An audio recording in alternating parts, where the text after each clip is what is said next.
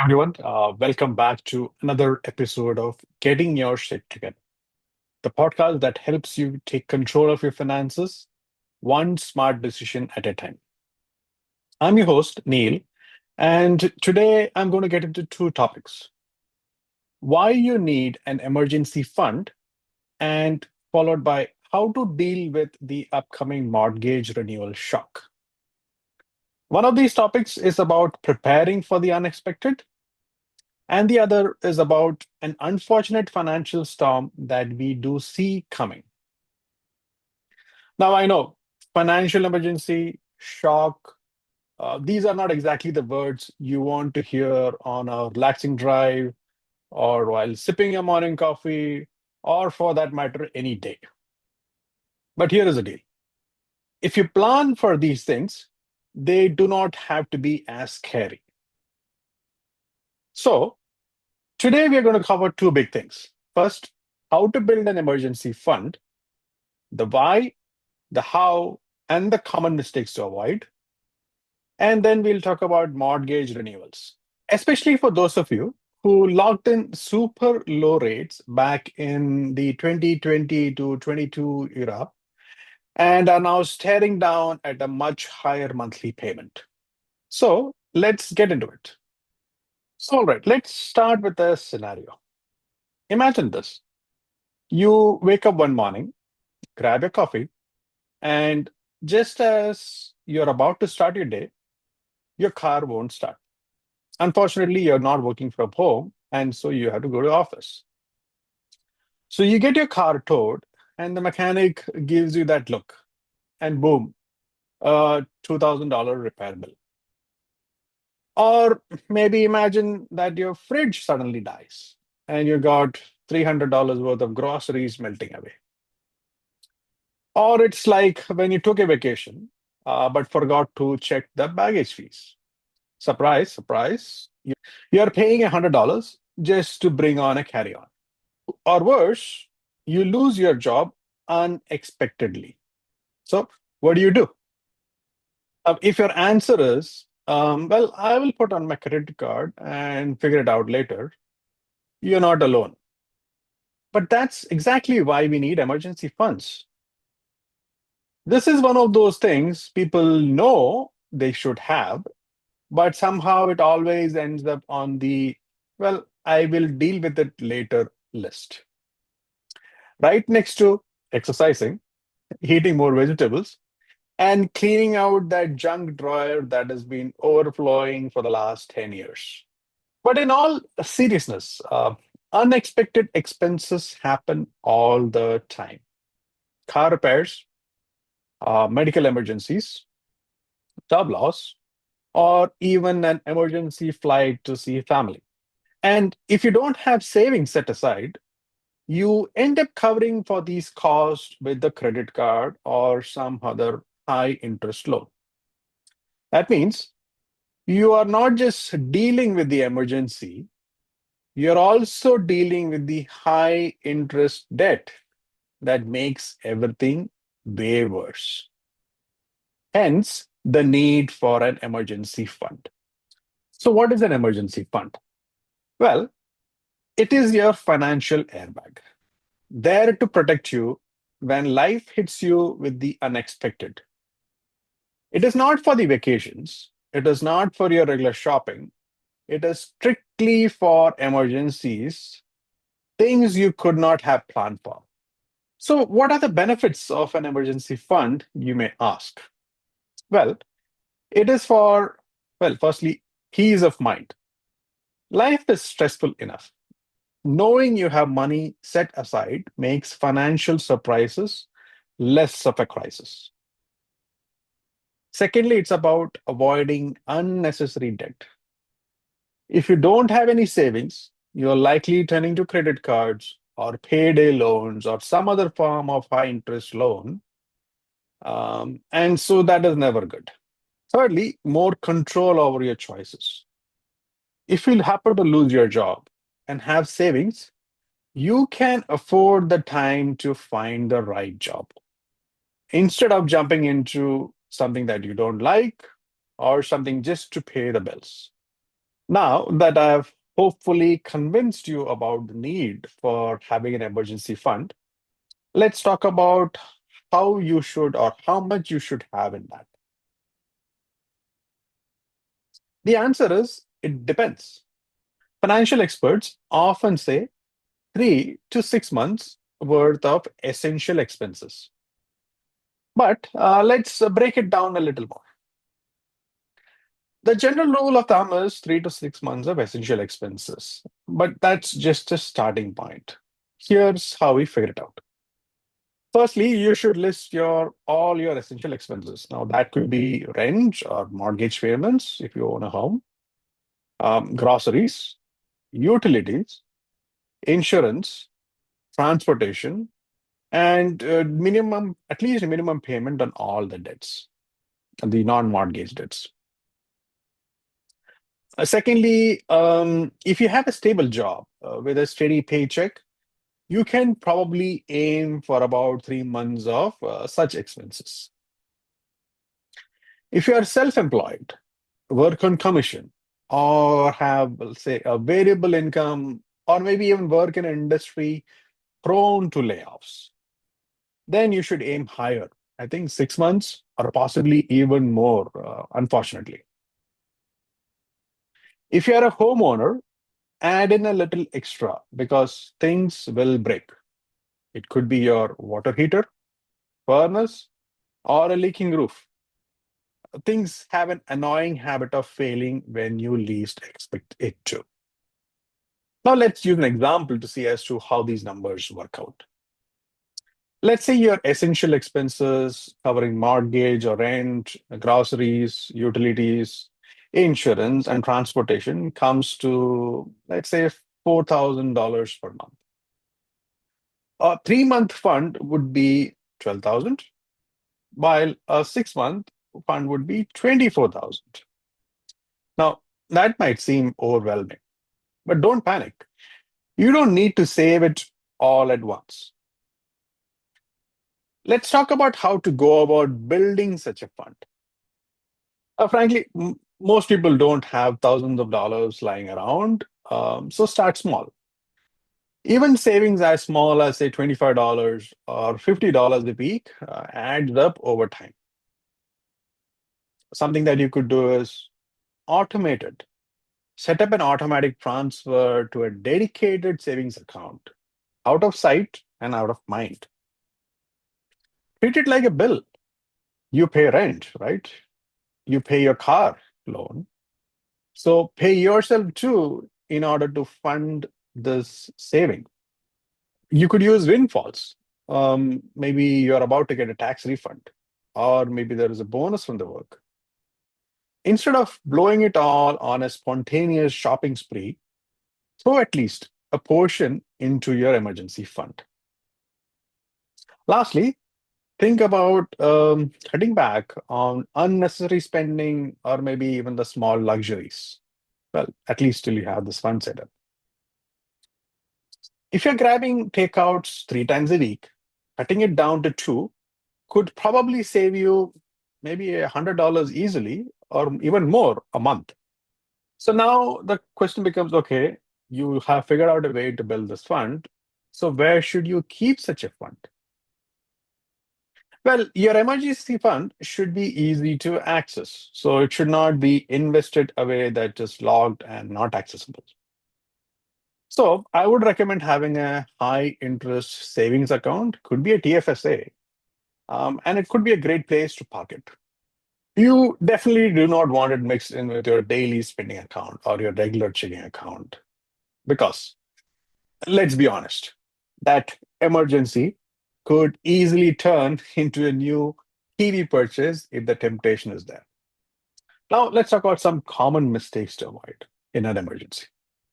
Well, firstly, relying on credit cards instead of saving. Credit cards are a very costly way to access credit, as most cards charge 20% or more in interest cost. Dipping into your funds for non emergencies is a no no. A flight deal is not an emergency, no matter how cheap it is. Keeping your funds in the wrong place and making it too accessible, well, that is also not good. A high interest savings account is the best. As I said before, do not mix it with your regular day-to-day bank account used to cover your ongoing expenses. And lastly, thinking, oh, I will start later, or it won't happen to me. Trust me, it happens to everyone, how much ever he or she may be earning. Most likely, the person earning more has even more expenses to cover. So start with something, even if it is just maybe $20 a month. Only once you have enough to cover for 3 to 6 months of expenses, or maybe even more, should you think about investing the excess. Trying to invest your money in stocks, ETFs, or such investments before you have your emergency fund in place or have all your non mortgage debts paid off is just foolish and short sighted. The returns from such investments is highly unlikely to cover the cost of these kinds of loans and borrowings that you take up instead. So proceed with caution. Now, another argument that some of you could come up is that, oh, I could get an EI. So why not use that as my emergency fund? Well, not because there are some drawbacks with depending on EI or employment insurance. Firstly, there are eligibility restrictions. To qualify for EI, you need to have worked for a certain number of hours in the previous year, which means if you lose your job, you may not be eligible immediately, depending on how much you worked the previous year. Claiming EI has its own processing time, leading to delays in receiving the funds when you need them urgently. This can and will push you towards higher cost loans and borrowing on credit cards, which is what you want to avoid. The benefit amount which you get from EI may not be enough to cover all your essential expenses, particularly if you have high living costs. And lastly, self-employed individuals often have limited access to EI benefits, leaving them without a reliable emergency fund or any access to money coming in when they experience a sudden income loss. So hopefully this has given you enough to think about, and maybe I have encouraged you to set up your own emergency fund and start building towards it. Shift gears to something a lot of homeowners are really stressed about right now: upcoming mortgage renewals. Now, if you bought a home or refinanced somewhere between, say, 2020 to 2022, you probably were lucky enough to lock into a very sweet mortgage rate, something maybe about 1.5 to 2.5%. But you also likely borrowed too much. Now, those days are, well, gone, way behind us. Now, as people renew in current year 2025 or maybe even in 2026, they are going to likely face higher interest rates on renewal. We are currently in the, say, 4% to 4.5% range for most mortgages, and that translates to a higher monthly payment. So, who all are likely to get impacted? Well, as I mentioned before, homeowners or people who bought homes between 2020 to 2022 and with a fixed rate mortgage. Or maybe you got a variable rate mortgage with fixed payments. Many saw their payments stay the same while their mortgage balance increased because of unpaid interest costs. Their payments will likely increase as the bank tries to put them back on their original repayment or amortization schedule. Well, there could also be a certain set of borrowers who were already stretched and had to borrow from private or B lenders and are now struggling to qualify for prime lending or to get a reduced interest cost or a payment. Either their credit is still bad, income is not sufficient, property values have not increased or maybe have even decreased in many instances. Or to make things worse, possibly a combination of all these challenges. Let's do some quick math and sort of get an idea as to how much these payments could increase. Well, if you had like a $500,000 mortgage at 2%, with a repayment period of, say, 25 years or 25-year amortization, your payment is probably around $2,000 and 120 a month. At 4%, that jumps to roughly 2,880 a month, which is an increase of 760 a month, or 35% from the current payment. Now, that's definitely not pocket change. Whatever might be your current mortgage outstanding, you can expect your mortgage payment to go up maybe 20 or maybe even 40%, depending on what interest rates you have enjoyed over the last couple of years. If you have unpaid interest, then that increase could be even more. Now, this is just on the mortgage front, on the mortgage payment front. Last couple of years have seen a significant increase in living expenses as well. And so this mortgage payment increase will be on top of that. Were you saving 20 to 40% of your income to start with? If not, how do you think you will be able to afford this increase? Well, what can you do as a homeowner? First of all, you need to recognize this as a challenge. Is this something that is applicable or will be applicable to you in the coming months, or maybe even in the coming year? If so, you need to plan and you need to start planning today.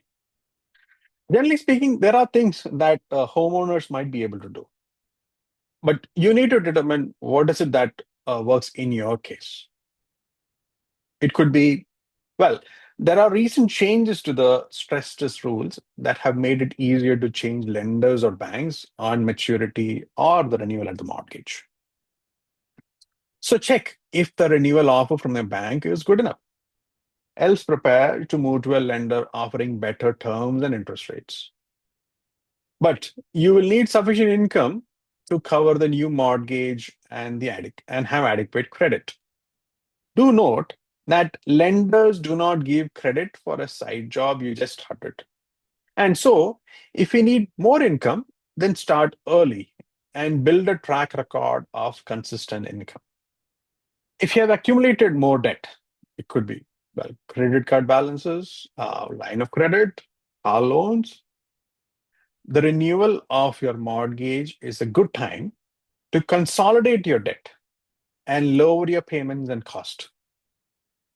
You could also look to address things like unpaid property taxes, income tax, or any other investments that you wanted to make, but you could never get to. If having done all these things, the new payment amount is still something that you cannot accommodate, then extending the repayment period of the mortgage or the amortization period could be an option. These can generally be stretched back to 30 years or even possibly 35 years with some lenders. If qualification for a new mortgage, which is affordable, becomes challenging, you might be able to even add additional borrowers as co-applicants to help you qualify.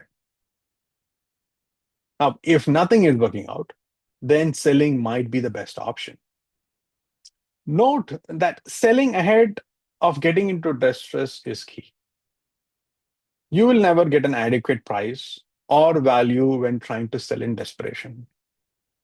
Buyers will sense that and offer less, especially in today's environment. Plus, the bank cost and fees can quickly erode any equity if you end up default. Lastly, bankruptcy or consumer proposal might not be an option if you have any equity in your home. So, speak with a professional before it becomes too late. One of the worst things you can do is ignore the problem. Late payments hurt your credit score, making it harder to qualify or even harder to qualify for refinancing later. And those could be even turn out to be more costlier. So some things that you can do are, well, set up payment reminders or auto pay your bills. Never be late. Keep credit utilization below 30%.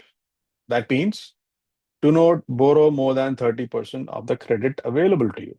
For example, if you could borrow, say, $10,000 in your credit card, then ideally you should never borrow more than 30% of that or $3,000 in any given month. Your balance should never exceed $3,000. Well, talk to your mortgage broker or a credit professional before things get too bad. So, here is the bottom line. Preparation is key. Start building your emergency fund now, even if it is just a little at a time. And if your mortgages are for renewal soon, do not wait until the last minute. Start exploring your options today. Well, if this episode has helped you, share it with a friend who might need it. And as always, subscribe and follow for more financial tips every week. Thanks for listening. And until next time, keep getting your shit together.